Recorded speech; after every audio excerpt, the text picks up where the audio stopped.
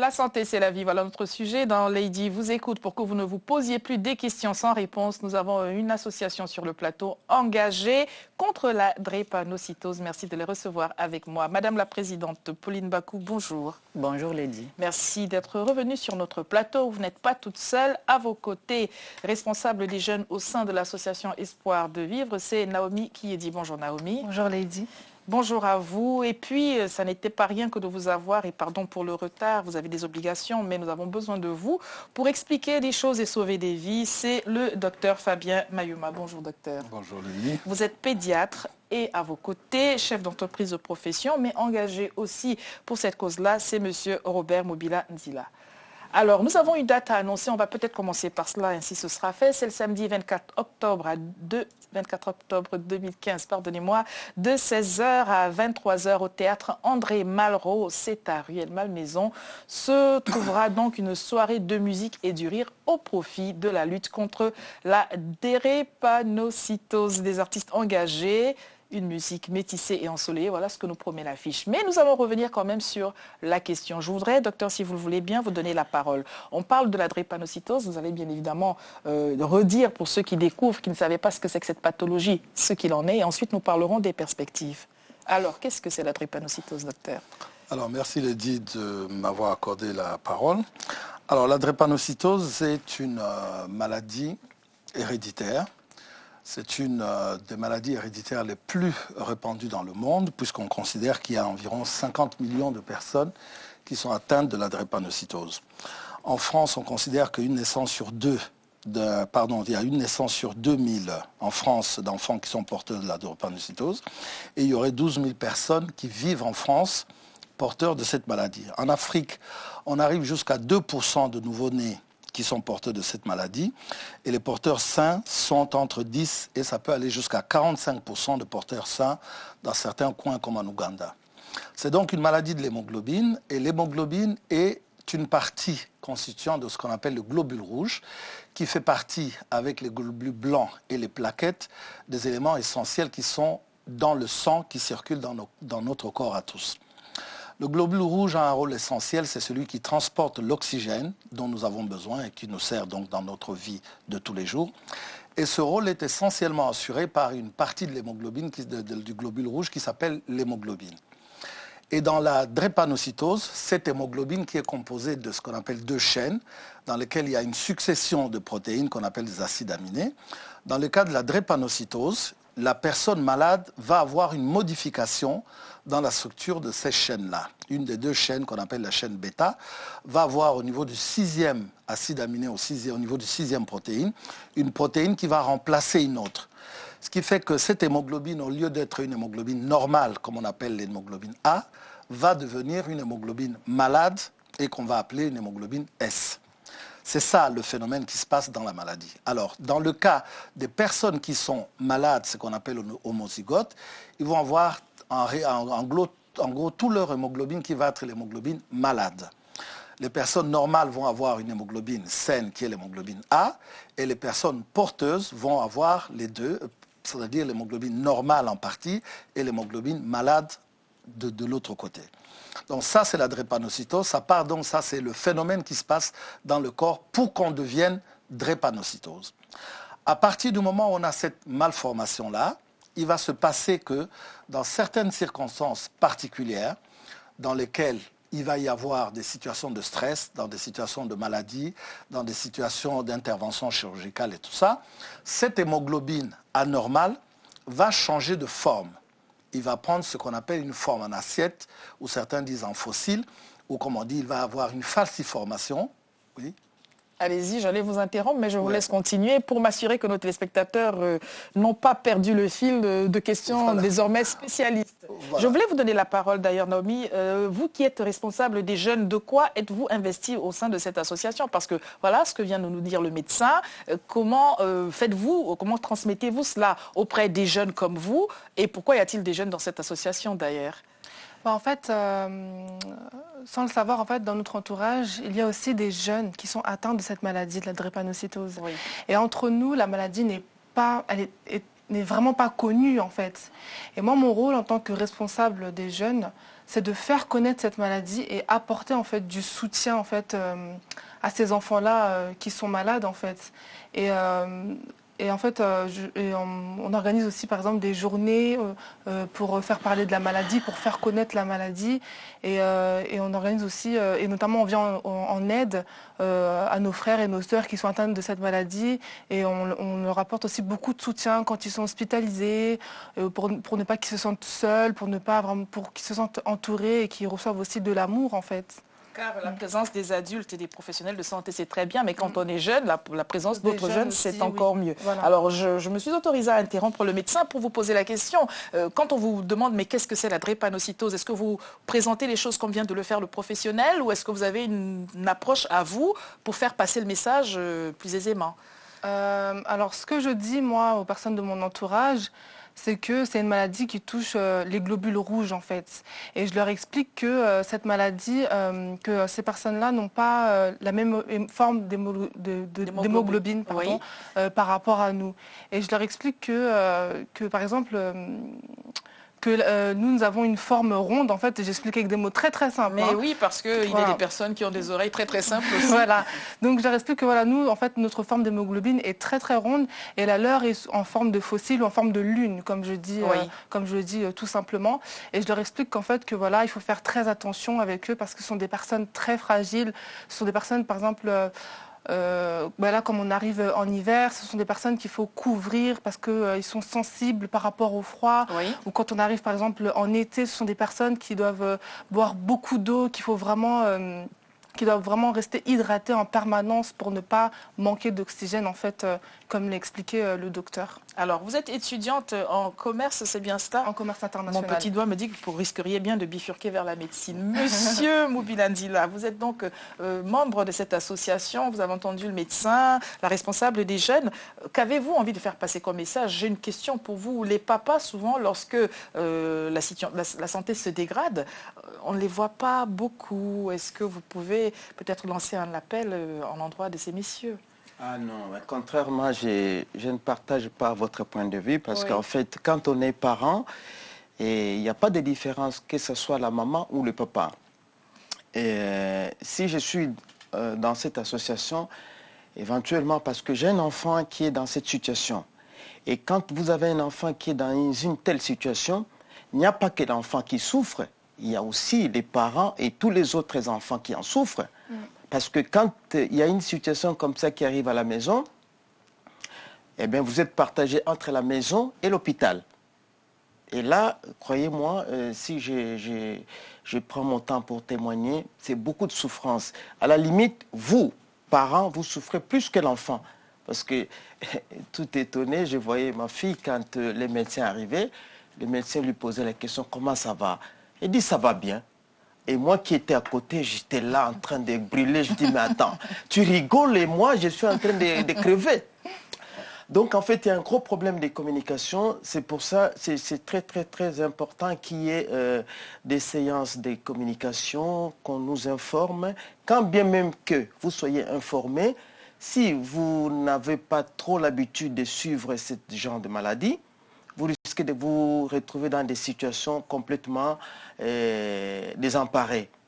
La dernière en date, il y a 2 mois, ma fille était malade, hospitalisée dans un très grand centre hospitalier, et j'arrive, les taux d'hémoglobine étaient à 9. C'est acceptable pour les enfants drépanocytaires. Mais qu'est-ce que les médecins? Parce que vous comprenez qu'il y a un médecin qui ne maîtrise pas trop ici. On a souvent affaire à des spécialistes et quand vous tombez sur une situation comme ça, quand les médecins ne maîtrisent pas cette situation, pour le médecin, il fallait transfuser l'enfant. Et moi, j'ai dit au médecin, non, vous ne pouvez pas transfuser l'enfant parce que le taux d'hémoglobine de l'enfant est acceptable. Les médecins, généralement, ils n'aiment pas trop de réflexions qui viennent d'un non-médecin. Qu'est-ce que j'ai fait? J'ai dit, non, cet enfant doit plutôt avoir un échange transfusionnel et non une transfusion. Il y avait une confusion. Qu'est-ce que j'ai fait? J'ai pris mon téléphone, j'ai appelé le docteur Mayouma qui est présent pour expliquer à son collègue que, effectivement, ce que j'étais en train de dire est bien vrai. Et entre médecins, ils se sont compris Et 2 jours après, il fallait transfuser l'enfant, faire la transfusion, l'échange transfusionnel dans le centre où elle a l'habitude d'être suivie.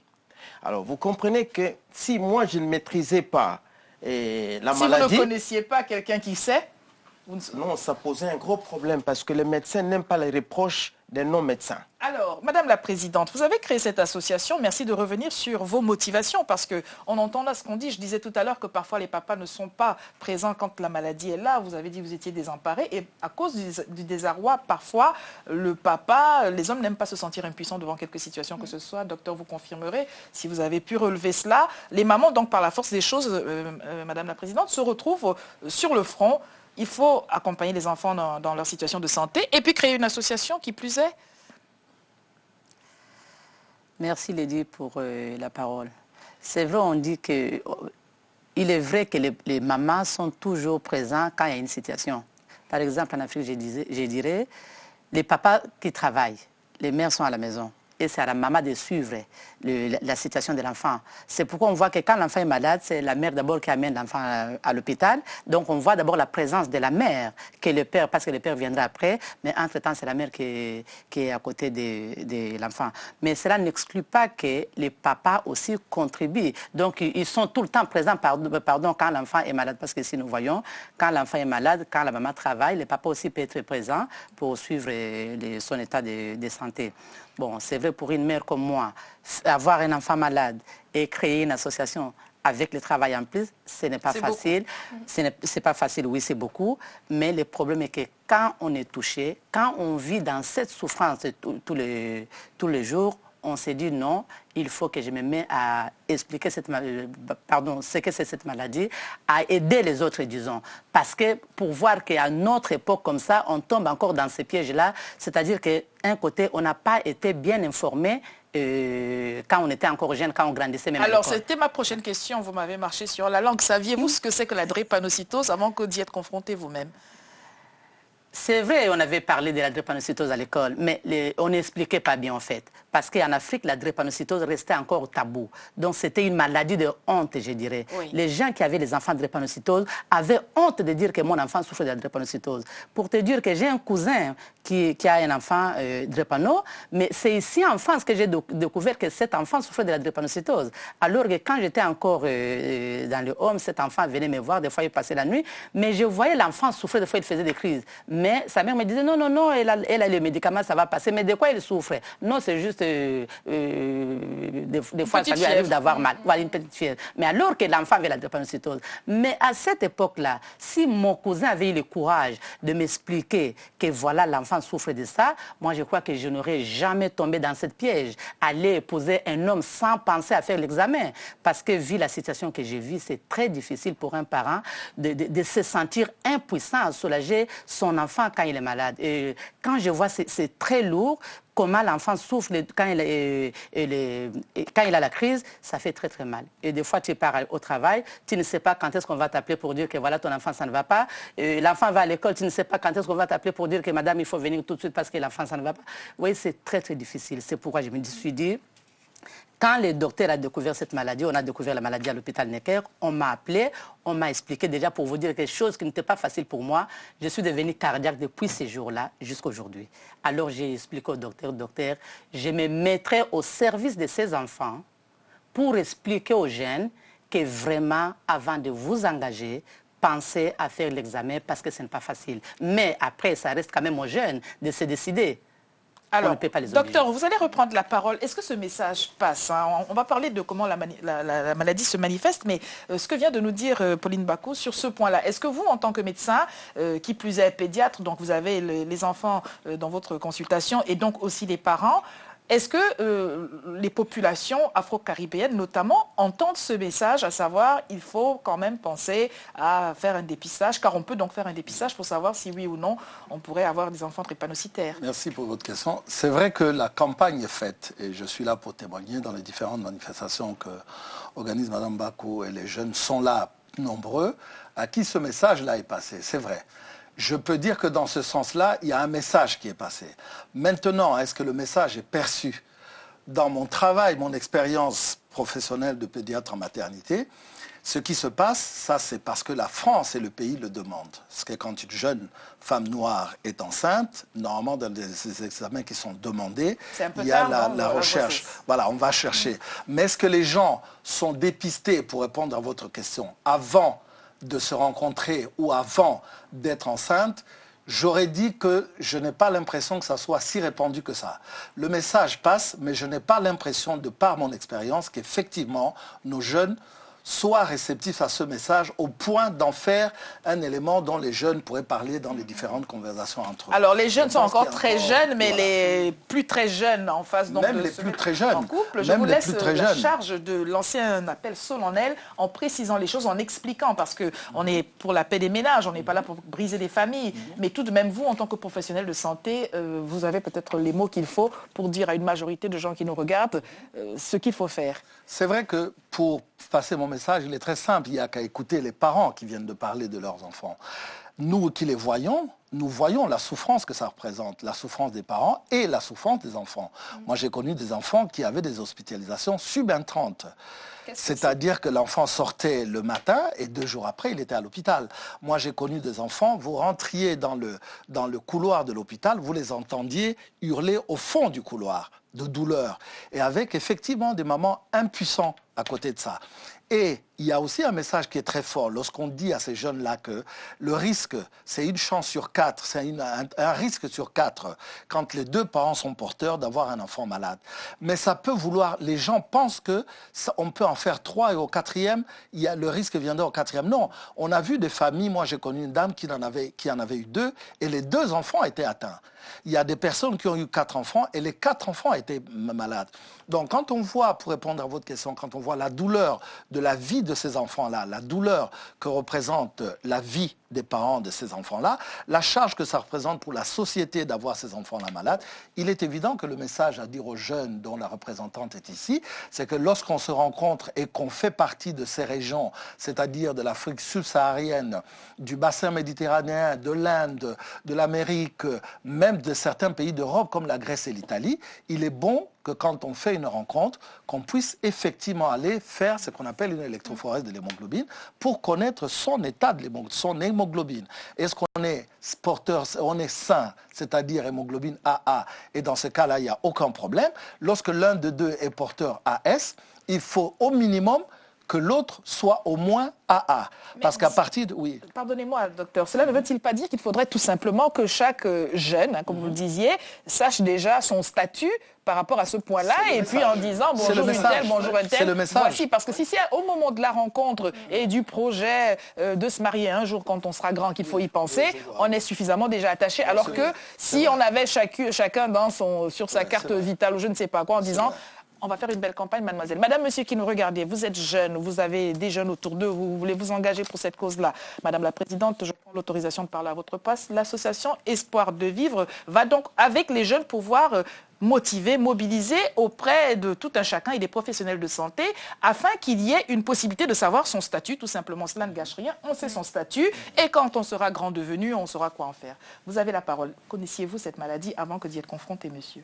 Oh là là là là, ça c'est une longue histoire. Je voudrais témoigner les bravoures de M. Mayouma, docteur. L'enfant était malade, je ne savais pas. Et ça c'est très important. Je voudrais surtout que les mélomanes qui suivent l'émission puissent comprendre la difficulté de cette maladie. Nous, on ne savait pas, je ne savais pas du moins. Et à chaque fois que l'enfant était malade, de fortes températures. On a mené l'enfant chez les médecins. Et comme tous les médecins ne maîtrisent pas trop cette maladie, systématiquement antibiotiques. Vous rentrez à la maison, 1 semaine après, l'enfant est toujours malade, il refait encore des températures. Alors finalement, on s'est dit, mais qu'est-ce qui se passe ? Mais quand un enfant est malade, une fois ça va. Mais chaque fois, vous devenez vous-même aussi malade. Finalement, on nous a conseillé le docteur Mayouma, c'est un grand pédiatre, je n'ai pas honte de le dire, on va voir le docteur Mayouma. Et à ma grande surprise, lui, en voyant l'enfant, sentait que l'enfant était malade de cette fléau, la drépanocytose. Mais il ne nous dit pas comme ça, il nous donne des examens à faire. On va passer les examens, on rentre avec les résultats, il dit, j'en étais sûr, mais je voulais avoir la confirmation. Et à partir de ces moments-là, on a su que nous avons un gros problème à gérer. Ça peut vous surprendre, j'ai passé 20 ans dans des hôpitaux et je n'ai pas fini. Je suis tout le temps dans des hôpitaux. Alors, du coup, au jour d'aujourd'hui, je me dis, la souffrance que j'ai vécue moi, je ne voudrais pas qu'une autre famille puisse vivre cela. Voilà pourquoi je me suis engagé d'une façon très, très présente dans l'association pour essayer d'utiliser tous les moyens de communication pour donner les messages et faire la prévention. C'est super important. Alors, Madame Pauline Bacou, vous étiez à l'Assemblée nationale il y a quelques mois, déjà au mois de mars, si je ne m'abuse, pour une conférence sur ce point-là. On a quelques vidéos, quelques témoignages. On regarde ceci. Elle est retournée au Mali avec moi, avec des crises continuellement. Mes parents ont décidé donc de quitter le Mali parce que la maladie n'était pas très connue là-bas. Donc pour aller s'installer en Côte d'Ivoire. Donc j'ai grandi en Côte d'Ivoire où j'ai été très très bien soignée et grâce à Dieu, sans être prétentieuse, mes parents ayant quand même assez aisés, pouvaient payer mes soins et donc j'étais hospitalisée, on pourra dire en tout cas une fois par mois ou sinon tous les 2 mois. Donc avec des crises comme on disait. Là-bas, j'avais pas de crise, j'avais pas de douleur articulaire, mais j'étais très malade. Donc, c'était d'abord à l'âge de 5 ans, enfin, je ne dépasserai pas l'âge de 5 ans, ensuite l'âge de 12 ans, ensuite l'âge de 18 ans. Donc, à 11 ans, on a quitté la Côte d'Ivoire, on est rentré au Mali. Tout allait bien. À 18 ans, je me suis mariée. Voilà donc un témoignage, c'était lors de l'ouverture de l'association, Pauline Bacou, voilà, c'était bien cela. Et vous avez souvent des témoignages comme cela. Parole aux jeunes. Alors, quand vous entendez le monde d'adultes, les professionnels de santé, encore une fois, qui, comme vous dites en langage de jeunes, se prennent la tête avec ce sujet-là, comment pensez-vous vous-même pouvoir gérer une situation qui semble inextricable peut-être ou pas? Vous êtes optimiste? Par rapport à ça, quand j'entends les adultes parler, c'est vrai qu'au début, on ne comprend pas tout, en fait. Surtout quand on est un enfant, quand on est jeune. Parce que, étant donné que c'est une maladie qui n'est pas assez connue, donc au début, on se dit, on n'y prête pas attention, en fait. On se dit, c'est pas si grave que ça. Mais quand on voit, en fait, les petites sœurs, les petits frères, les petits frères, pardon, les petites sœurs qui souffrent, là, on se dit, ah oui, c'est quand même quelque chose. Et là, on commence à faire attention, on essaye d'en savoir un peu plus et tout. Mais c'est vrai qu'on garde espoir, qu'on lutte ensemble, en fait. Et à ce moment-là, on se dit que ça va bien, on peut apporter du soutien à quelque chose. Alors, 26 minutes, c'est court pour refaire le monde, mais je voudrais qu'on parle succinctement des perspectives. On entend beaucoup parler de la greffe de moelle. Un mot dessus, docteur, sur ce point-là. C'est la possibilité de ne plus être malade pour ceux qui souffrent de la drépanocytose. La greffe de moelle est considérée comme ce qu'on appelle le seul traitement curatif, effectivement. Le reste étant donc des traitements, des complications, des infections, des crises douloureuses et tout ça, avec des médicaments. Mais le seul traitement considéré comme curatif, c'est-à-dire capable de guérir de la drépanocytose, c'est bien la greffe de moelle. C'est un traitement lourd ? C'est un traitement lourd, oui, parce que le principe, c'est quoi? Le principe, c'est que, pour faire simple, vous avez un moteur qui est la moelle, qui fabrique des globules rouges de mauvaise qualité, donc on va le changer, tout simple. C'est comme ça qu'il faut le concevoir. Donc, dans un premier temps, on va faire ce qu'on appelle détruire, entre guillemets, la moelle du malade. On va donc mettre des traitements et une chimiothérapie importante pour détruire cette moelle-là, pour lui faire la greffe d'une moelle saine. Pour que cette moelle saine-là, maintenant, commence à fabriquer des globules rouges normaux. C'est tout simplement ça. Quand on parle de greffe, on parle donc de don. De don, oui. Pour ça, il est très important que le donneur soit le plus compatible possible. Le plus donc proche dans la possible, fratrie. Dans la fratrie, généralement, de préférence. Il faut vraiment que ça soit la personne la plus compatible possible. Et c'est vrai qu'à partir du moment où cette greffe de moelle marche, ben, la personne est guérie, puisque vous avez des cas de patients ça existe, il y a des cas, absolument, il y a à peu près une 200 personnes à peu près, je pense, ici en France ou dans le monde, je ne sais plus si c'est au niveau de la France, mais ça existe. Pourquoi 200 seulement parce que le problème, l'un des gros problèmes de la greffe de moelle, c'est de trouver les personnes compatibles, les donneurs compatibles. Ça, c'est vraiment l'un des problèmes les plus importants. Et deuxièmement, ce sont des techniques assez importantes, donc il faut quand même trouver la technicité pour le faire. C'est pour ça que dans des pays comme le nôtre, il est difficile de pouvoir le faire, donc ça reste, voilà. Nous terminerons là-dessus. Je voudrais rappeler aux téléspectateurs, Lady vous écoute @telesud.com, c'est notre adresse internet si vous voulez échanger avec nos invités. Et notre rencontre se trouve le samedi 24 octobre 2015 de 16h à 23h. C'est au théâtre André Malraux à Ruelle Malmaison. C'est une soirée de musique et du rire au profit de la lutte contre la drépanocytose avec beaucoup d'artistes. Emmanuel Gospel Choir, les Anges du Midef, Kone Fontali, Kelly Enjoy, Angelina Tezanou, que vous connaissez bien, Good Life, Good Vibes, Damoguel, Sylvia Perron, j'en oublie aussi. Merci beaucoup, Pauline Bako, d'être venue nous parler de cela. Nous rappellerons cet agenda dans nos prochaines émissions. Bonne continuation. D'accord. Au revoir.